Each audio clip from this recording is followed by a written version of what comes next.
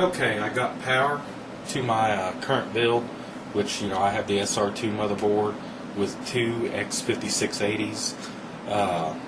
So far, everything's working really well. One thing you have to keep in mind, and someone did mention this, that in order for Windows to see both two physical processors, you have to have Windows 7 Pro or Windows 7 Ultimate. If you have Windows 7 Home Premium, it will not see the second processor. So I had to go ahead and get a version of Professional. I went ahead with Professional. So now what you're looking at is just a shot of my cards. I'm not going to do a computer showcase until I get all the wiring and everything correctly. But I did want to do a quick CineBench run so y'all could see what this monster can do. Okay, so let's go over here. I got some information I was going to show you.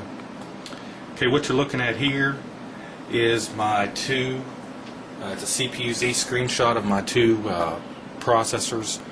And if you look, I have it mildly overclocked at 4 gigahertz. It was not hard to get to 4 gigahertz too. One of the things I was worried about the SR2 motherboard is it being a server type motherboard with two processors talking to each other. I thought maybe I'd have more difficulty getting it overclocked. I'm going to go higher, but for right now, 4 gigahertz is good enough. You can see this is processor number 1, so you have a selection down here. 6 cores, 12 threads for this processor right here. And then here's processor 2, 6 cores, 12 threads. And it's at 4 gigahertz as well. The highest multiplier you can use with this motherboard is 25, so I'm going to have to do all my overclocking using the base clock. And right now I'm at 160. Okay, looking at my, there we go, my memory here. That's one negative I've seen so far with the SR2, and they may change it with BIOS updates, but there are not many dividers available for the memory. For instance, I'm using the highest divider, so I'm able to be at 800 on the frequency of my memory, which is DDR3 1600.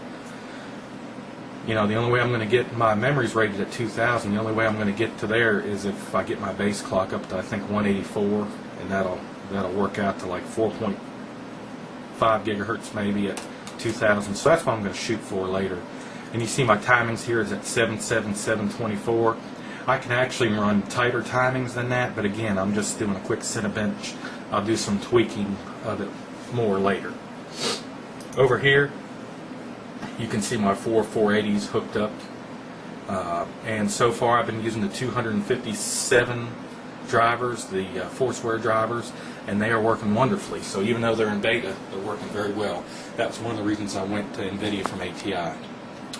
Okay, here is the task manager down here, and my computer shows 24 threads. So you have 1, 2, 3, 4, 5, 6, 7, 8, 9, 10, 12, 13, 14, 15, 16, 17, 18, 19, 20, 21, 22, 23, 24.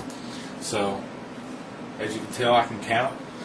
So that's just a quick screenshot of that. And then over here, the last thing I'm going to show you before we do CineBench is there is in my device manager 24 Intel X5680s, and of course it just shows the stock clock of 3.33.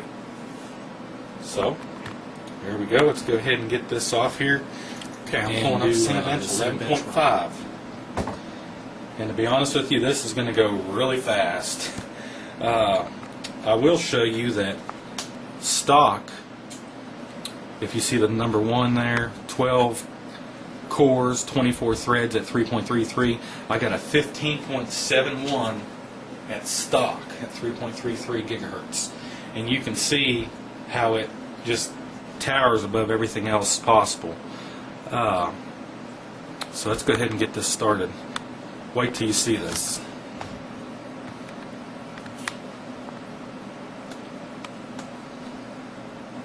Okay, here we go. I'm going to go hit start right now.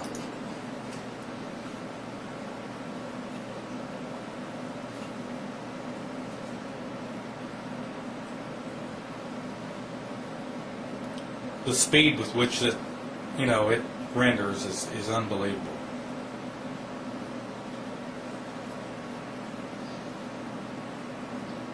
Okay, just like that, that's done. So let's go ahead and look at the score over here.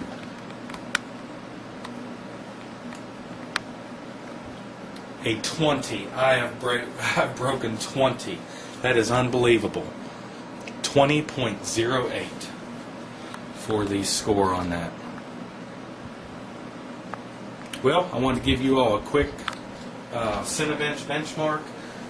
Again, it'll probably be a couple weeks before I do my final computer showcase, and I'll show you how I build it and everything I put in it. So please subscribe and stay tuned.